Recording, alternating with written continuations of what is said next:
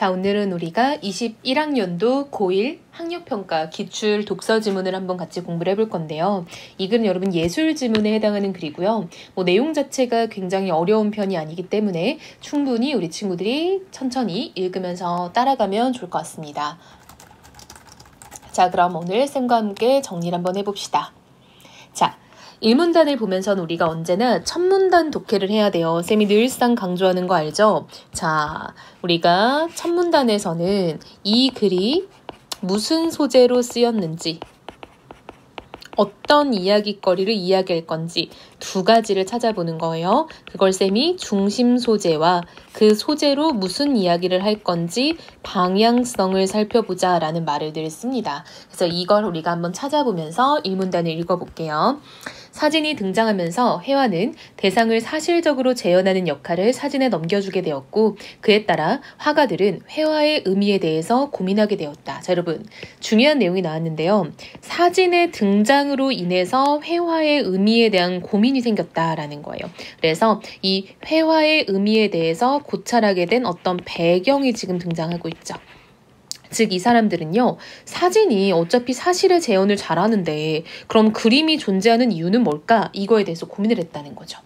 19세기 말에 등장한 인상주의와 후기 인상주의는 자, 여러분 중요한 표현이 한 번 더 나왔는데요. 19세기 말이라고 시간적 배경이 찍혔죠. 이런 걸 우리가 시간적 표지라고 하는데 이게 한 번만 나올 경우는 배경의 역할을 할 거고요. 여러 번 나올 경우는 시간의 흐름을 표현할 거예요. 근데 딱히 여러 번 나오진 않죠. 그럼 얘는 배경으로서 등장했겠다라는 걸 알 수 있겠죠. 즉 19세기 말에 등장한 인상주의와 후기 인상주의는 쌤이 색깔 한번 구분해 볼게요. 전통적인 회화에서 중시되었던 사실주의적 회화 기법을 거부하고 자, 여러분 그럼 이런 걸 거부했다는 거는 이런 걸 굳이 쓰지 않았다니까 지워버릴게요. 회화의 새로운 경향을 추구하였다. 자, 여러분 그럼 우리는 앞으로 이야기가 어떻게 진행될지는 조금 느껴지죠. 뭐요? 인상주의와 후기 인상주의에서 어떠한 새로운 경향을 추구하였는지 이걸 보면 되겠네요. 그럼 우리가 중심 소재와 방향성 잡아봅시다. 자, 중심 소재는요. 회화의 의미죠. 그쵸? 왜냐하면 우리가 사진의 등장으로 회화의 의미에 대해서 고민하게 됐다 했잖아요. 근데 좀 더 구체적으로는 인상주의와 후기 인상주의에서 말하는 회화의 의미라고 볼 수 있겠죠. 그래서 우리가 이 두 가지를 정리하면서 읽으면 될 것 같아요. 자, 이 문단 한번 가볼게요. 인상주의 화가들은 그쵸? 이제 첫 번째 인상주의 화가 이야기 나왔죠. 그럼 여러분 우리가 흐름 먼저 파악하고 올게요. 넘어가면 후기 인상주의가 나오나 했더니 나오네요. 그럼 여러분 우리는 이렇게 4문단이죠. 4문단을 기점으로 지금 후기 인상주의 이야기로 바뀌었다라는 걸 체크하면 좋을 것 같아요. 즉 3문단부터 2문단부터는 인상주의 화가 이야기를 하고 있고요. 4문단부터는 후기 인상주의 화가 얘기를 하고 있구나라는 거예요. 자, 인상주의 화가들은 색이 빛에 의해 시시각각 변화하기 때문에 대상의 고유한 색은 존재하지 않는다라는 이야기를 했대요. 오케이, 이런 거 파악합시다. 자, 인상주의 화가 모네는 엄청 유명한 사람이죠. 대상을 사실적으로 재현하는 회화적 전통에서 벗어나기 위해 빛에 따라 달라지는 사물의 색채를 표현하려고 노력을 했대요. 자, 여러분 일단 인상주의의 지금 특징은 뭐냐면요. 사실적 재현을 안 하는 거예요. 그쵸? 사실적 재현은 이미 사진에게 넘겨줬기 때문에 더 이상 그림의 영역이 아니다라고 보는 거죠. 그에 따른 순간적인 인상을 표현하려고 했대요. 그래서 인상주의인가 봐요. 그쵸? 자, 모네는 대상의 세부적인 모습보다는 전체적인 느낌과 분위기, 빛의 효과에 주목을 했대요. 즉, 이런 것들에 주목한 사람이 모네이네요. 자, 그럼 세부적인 모습도 지우면 좋겠죠. 그 결과 빛에 의한 대상의 순간적인 인상을 포착하여 대상을 빠른 속도로 그려내었다. 그에 따라 그림의 거친 붓자국과 물감을 덩어리로 찍어 바른 듯한 흔적이 남아있는 경우가 많았다. 자, 여러분 그에 따라가 뭐겠어? 빠른 속도로 그림에 따라 이렇게 해석하면 되겠죠. 이로 인해 여러분 이로 인해는 뭐겠어? 앞에 있는 이 경우겠죠. 즉 뭔가 이렇게 거친 붓자국, 물감을 덩어리로 찍어 바른 듯한 흔적으로 인해 대상의 윤곽이 뚜렷하지 않아 색채 효과가 형 형태 묘사를 압도하는 듯한 느낌을 준다라는 거죠. 즉 모네의 어떤 기법 때문에 색채 효과가 형태 묘사보다 더 두드러진다. 여러분 형태는요 어떻게 보면 사실적 재현에 가까운 거잖아요. 맞죠? 왜냐하면 형태가 가깝다, 형태를 묘사한다라는 거는 사실적으로 비슷하게 표현하는 건데 그것 자체보다는 색깔을 표현하는 게 더 중요했다라는 거죠. 자, 이와 같은 기법, 여러분 이와 같은 기법은 뭐겠어? 앞에서 말했던 모네가 쓰는 기법이겠죠? 모네는 그 사실적 묘사에 더 이상 치중하지 않았음을 보여준다. 그쵸? 사실적 묘사 안 하죠? 그러나 모네 역시 대상을 눈에 보이는 대로 표현하려 했다는 점에서 이전 회화에서 추구했던 사실적 표현에서 완전히 벗어나지는 못했다라는 평가를 받는데, 자 여러분 그러나 라는 거는 역접의 부사어죠. 즉 모네가 사실적인 묘사를 벗어나고 재현을 벗어나려고 했던 건 맞지만 사실적 표현에서 완전히 벗어나지는 못했다라는 얘기를 하고 있는 거죠. 즉 여러분 구분을 좀 해야 될 것 같아요. 즉 모네가 사실적인 재현을 안 하려고 했던 건 맞죠. 지향한다 라는 건 맞지만 눈에 보이는 걸 표현한다는 점에서 사실적인 표현이다 라는 거예요. 즉 눈에 보이는 걸 표현하는 건 사실적인 표현, 이렇게 들어가야겠죠. 자 이제 두 번째, 후기 인상주의 화가입니다. 재현 위주의 사실적 회화에서 근본적으로 벗어나는 새로운 방식을 추구하였다. 그럼 역시 이 사람들도 재현 위주는 안 한다는 거죠. 후기 인상주의 화가 세잔은 엄청 유명한 네임드 화가죠.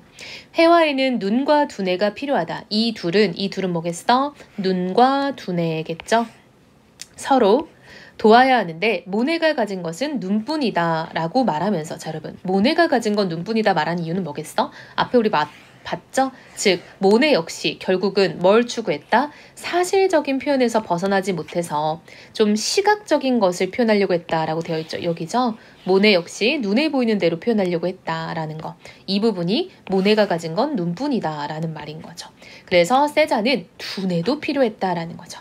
사물에 눈에 보이지 않는 형태까지 찾아서 표현하려고 했던 게 세잔의 특징이자 모네와의 차이점입니다. 이런 건 좀 중요시 여겨야겠죠? 자, 이러한 시도, 어떤 시도, 눈에 보이지 않는 것까지 표현하려는 시도는 회화란 지각되는 세계를 재현하는 것이 아니라 대상의 본질을 구현해야 한다라는 생각에서 비롯되었대요. 시작되었다라는 거죠. 그럼 지각되는 세계를 재현하는 건 아니라는 거예요. 지각은 감각되고 느껴지는 거잖아요. 세잔은 하나의 눈이 아니라 두 개의 눈으로 보는 세계가 진실이라고 믿었고 두 눈으로 보는 세계를 평면에 그리려고 했다. 그는 세잔이겠죠. 대상을 전통적 원근법에 억지로 맞추지 않고, 그럼 여러분 전통적 원근법은 지워버려. 이중 시점을 적용하여 대상을 다른 각도에서 바라보려고 했다는 거죠. 자, 이를 한 폭의 그림 안에 표현했다. 또한 질서 있는 화면 구성을 위해 대상의 선택과 배치가 자유로운 정물화를 선호하였다. 그쵸? 맨날 보면은 세잔의 그림은 늘 정물화죠. 이렇게 뭐 보통은 호병이라든지 과일이 담겨있는 그릇 이런 것들을 많이 그렸더라고요. 세잔은 사물의 본질을 표현하기 위해서는 보이는 것을 그리는 것이 아니라, 그럼 지워버려요. 아는 것을 그려야 한다라고 주장을 했대요. 자, 그 결과 자연을 관찰하고 분석하여 사물을 본질적으로 원통, 원뿔의 단순한 형태로 이루어졌다라는 결론에 도달하였다. 자, 여러분 이러한 결론이죠. 즉, 결국 자연물을 관찰해 보니까 그냥 단순한 모양을 가지고 있다라는 결론을 회화에서 구현하기 위해 그는 세잔이죠. 이중 시점에서 더 나아가 형태를 단순하여 대상의 본질을 표현하려고 했고, 자, 윤곽선을 강조하여 대상의 존재감을 부각하려고 했대요. 회화의 정체성에 대한 고민에서 비롯된 세잔의 이러한 화풍은 입체파 화가들에게 직접적인 영향을 미치게 되었다. 나중에 이제 입체파에도 영향을 미친다라는 거죠. 자, 여러분 글이요 정말 어렵지 않고요. 단순히 정보의 나열이기 때문에 이런 부분을 좀 체크하면 좋을 것 같고, 자 일단 2문단부터 3문단까지는 인상주의 화가의 이야기고요. 4문단부터 6문단까지는 후기 인상주의 화가의 이야기죠. 그래서 이 글을 간단하게 도식화를 하자면 1문단에서 방향성이 제시됐죠. 자, 두 가지의 방향성, 뭐요? 그쵸. 인상주의와 후기 인상주의로 나눠지죠. 자, 인상주의에는 모네가 대표적으로 등장을 했고요. 자, 4문단부터 6문단까지는 후기 인상주의가 소개가 되었는데 이때는 세잔이 나왔죠. 사실 여러분 이것도 글이 조금 더 복잡하게 가자면 한 학파당 여러 이제 화가들을 소개할 수도 있는데 이 글은 그냥 한 명씩만 소개가 되었기 때문에 어렵지 않을 것 같아요. 언제나 쌤이 말하지만 여러분 독서는 변형이 될 때 뭐 표제와 부제, 제목 붙이는 거, 그 다음 내용 일치, 전개 방식, 그리고 마지막으로 어휘 이거를 좀 잘 보면 됩니다. 그래서 우리 친구들이